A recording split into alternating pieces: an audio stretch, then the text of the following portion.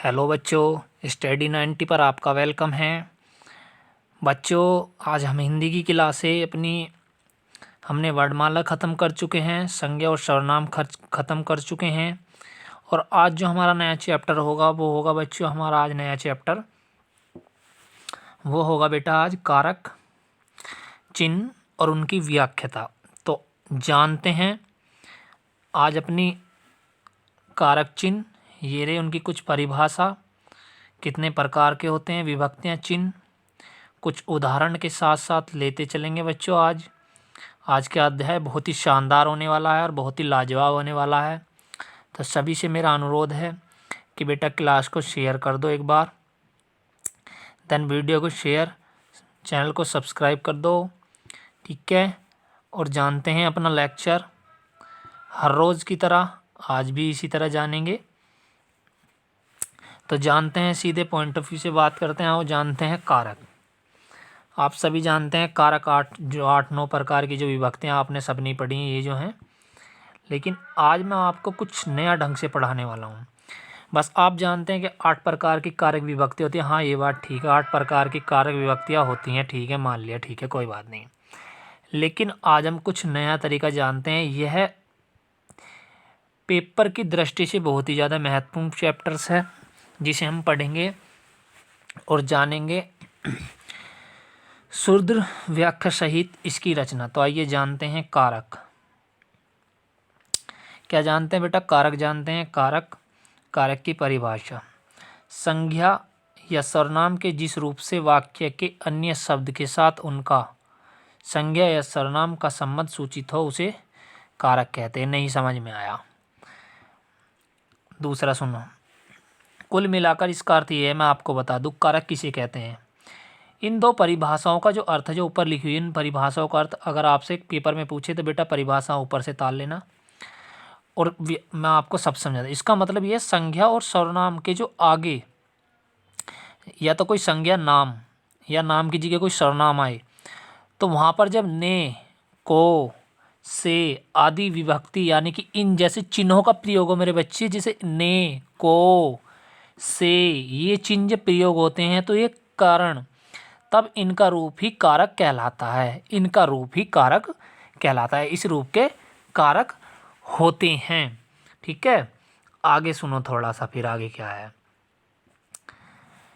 तब वे वाक्य के अन्य शब्दों से संबंध रखने के योग्य पद होते हैं, यानी कि दूसरे वाक्य से ये संबंध रखते हैं और पद की अवस्था में ही वाक्य के दूसरे शब्दों से क्रिया करके कोई अलग रख पाते हैं, लगाव रख पाते हैं, यानी कि कोई ऐसा लगाव रखते हैं ये दूसरे पद से जो जुड़ जाता है। ने, को, से आदि विभिन्न विभक्तियां कारकों की ही हैं। हाँ, मैंने बताया कारक ही हैं, कारक ही नहीं कहते हैं।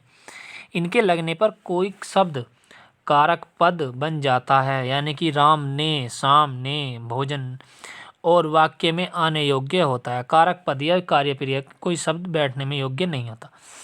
मैं आपको आगे समझाता हूँ। दूसरे शब्दों में संज्ञा अथवा सर्वनाम को क्रिया से जोड़ने वाले चिन्ह परस्पर ही कारक होते हैं। संज्ञा, दूसरे शब्दों में संज्ञा है, अरे किसी नाम को यार, किसी नाम को, जैसे राम ने खाना खाया, तो कौन जोड़ रहा है खाने से? ने। तो यही बात है, यही बात इसने इसमें कही है। तो आगे चलते हैं। जैसे रामचंद्र ने खारे जल के समुद्र पर बंदरों से पुल बंधवा दिया।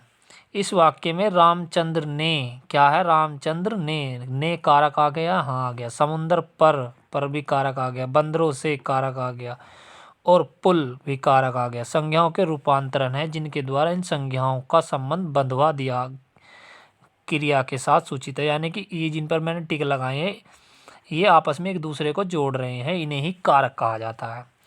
आगे उदाहरण जान लो कारक के। पहले कारक के मैं उदाहरण ही जानवा रहा हूँ आपको, और कुछ नहीं है। अभी कारक की कोई विभक्ति मैंने कुछ नहीं बताया। दूसरा उदाहरण ये कारक का कि श्री राम ने रावण को बाण से। इस पूरी लाइन को कौन जोड़ रहा है? इस पूरी लाइन को ने, को, से ये जोड़ रहा है। कौन जोड़ रहा है? ने, को, से ये जोड़ रहा है बच्चे। जोड़ रहा है। इस वाक्य में प्रत्येक शब्द एक दूसरे से बंधा हुआ, हाँ ठीक है, और प्रत्येक शब्द का संबंध किसी न किसी रूप से क्रिया के साथ है। बिल्कुल ठीक बात है, क्रिया के साथ है। कारक एक दूसरे से जोड़ते हैं, कारकों का काम सिर्फ यही है। यहाँ ने को से शब्द ने वाक्यों में आए अनेक शब्दों का संबंध क्रिया से जोड़ा, ठीक तो है, पीछे जोड़ा था यही। यदि ये शब्द ना होते तो शब्दों का तो जुड़ते ही नहीं, आपस में कोई संबंध ही नहीं था। संज्ञा या सर्वनाम का क्रिया के साथ संबंध स्थापित करने वाला रूप कारक कहलाता है। वही बात घुमा फिरा करके इसने यहाँ पर भी बोल दी। कारक के अब जानते हैं भेद। ठीक है बच्चों, जो आप उत्सुक हो रहे होंगे कारक के कितने भेद है, मेरे शेरों 8 भेद हैं। कितने? 8। कारकों की संख्या कितनी है? 8। हिंदी में कारक की संख्या 8 है, जो इस प्रकार है: कर्ता कारक, कर्म कारक, ठीक है बेटा, कर्म कारक, करण कारक, संप्रदान, अपादान, संबंध कारक, अधिकरण कारक, और आगे है आपका संबोधन कारक। ठीक है बच्चा, अब इन्हें एक एक करके जानते हैं। पहले कारक के विभक्ति चिन्ह दिखा दूं मैं आपको, इनके चिन्ह क्या होते हैं। ठीक है बच्चे, जैसे ये देखो, एक सेकंड,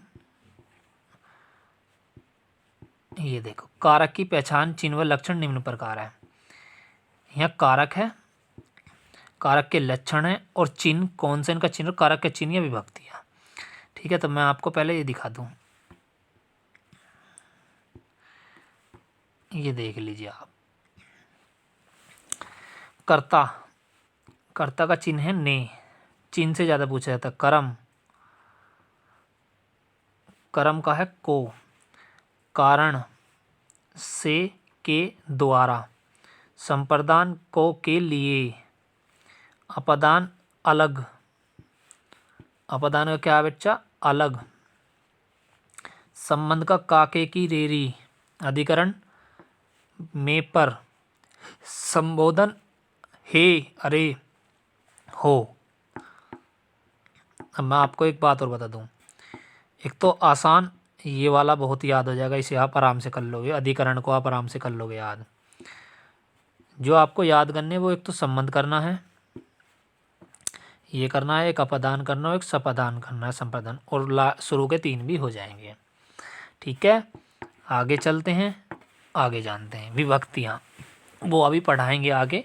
सभी कारकों की स्पष्टता के लिए संज्ञा या सर्वनाम के आगे जो प्रत्यय लगाए जाते हैं उन्हें व्याकरण में विभक्तियाँ अथवा परसर्ग कहते हैं। यानी कि संज्ञा सर्वनाम के आगे जो प्रत्यय कहाँ लगते हैं मेरे बच्चे, या आप मुझे बताएंगे तो विभक्ति कहते हैं। विभक्ति से बने शब्द रूप पद कहलाते हैं। संज्ञा और सर्वनाम क्रियापद बने वाक्यों में नहीं चल सकते, उन्हें कारकों को विभक्ति रूप दे दिया गया है। अब जानते हैं विभक्तियों की प्रयोगिता विशेषताएं। पहले आपको मैं इसकी अच्छी समरी पढ़ा रहा हूँ। प्रयोग की दृष्टि से हिंदी कारक, प्रयोग की दृष्टि से हिंदी कारक की कुछ अपनी विशेषताएं हैं। इनका व्यवहार करते समय निम्नलिखित बातों का ध्यान रखना चाहिए। ठीक है, सामान्यतः विभक्तियाँ, विभक्तियाँ स्वतंत्र हैं।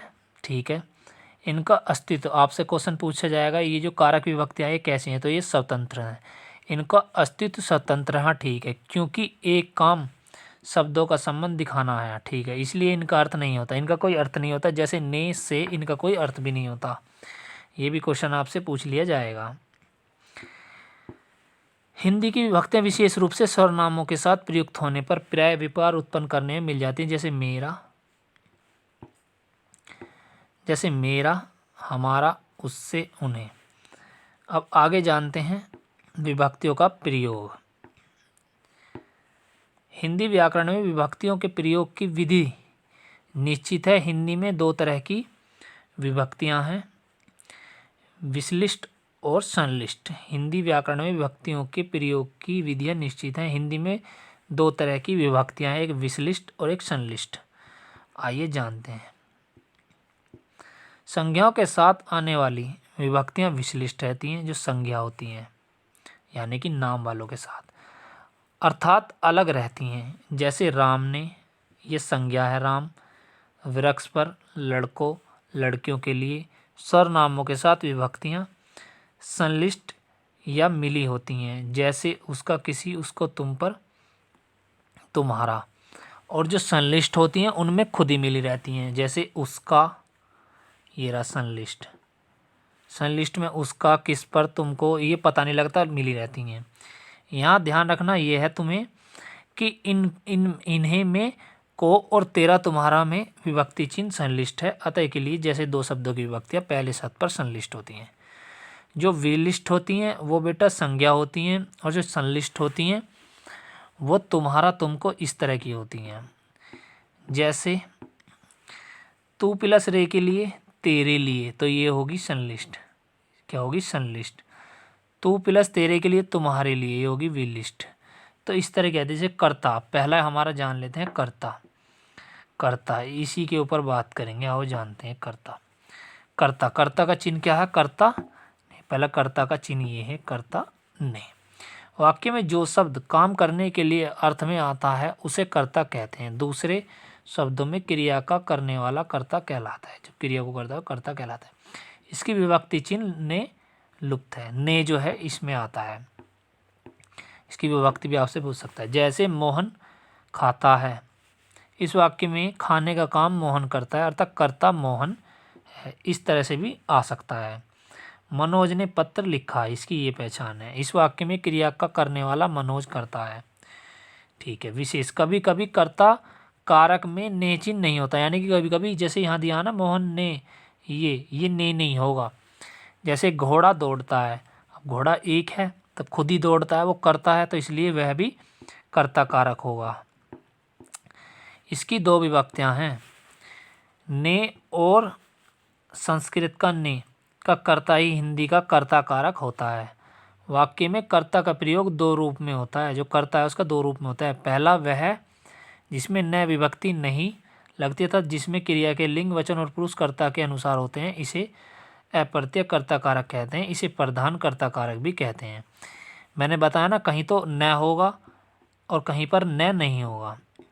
कर्ता के न चिन्ह का प्रयोग, कर्ता की विभक्ति ने है, बिना विभक्ति के भी कर्ता कारक का प्रयोग होता है। मैंने बताया ना, बिना न के भी प्रयोग हो जाएगा। हाँ, न जरूरी है लेकिन बिना न के भी प्रयोग हो जाएगा। अप्रत्यय कर्ता कारक में न का प्रयोग न होने के कारण वाक्य रचना में कोई खास कठिनाई नहीं आती, यानी कि वाक्य रचना यानी कि वाक्य में कोई खास कठिनाई नहीं आती। ने का प्रयोग अधिकतर पश्चिमी हिंदी में होता है। जो पश्चिमी लोग हैं वो करते हैं। बनारस से पंजाब तक के प्रयोग में लोगों के विशेष कठिनाई नहीं होती, क्योंकि इसने विभक्ति की स्पष्टता उधारी है। कहीं पर कहीं पर आपको ने देखने को मिलेगा और कहीं पर ना देखने को मिलेगा, तो यही बात सब उसमें लिखी है। तो मैंने आज आपको कर्ता पढ़ाया, कर्ता का चिन्ह है ये ने, तो आप जानेंगे ये। ठीक है गाइस, तो अगली क्लास में फिर मिलते हैं और जानते हैं आगे की वार्तालाप। आज मैंने आपको इंट्रोडक्शन दिया है खाली, तो थैंक यू गाइस।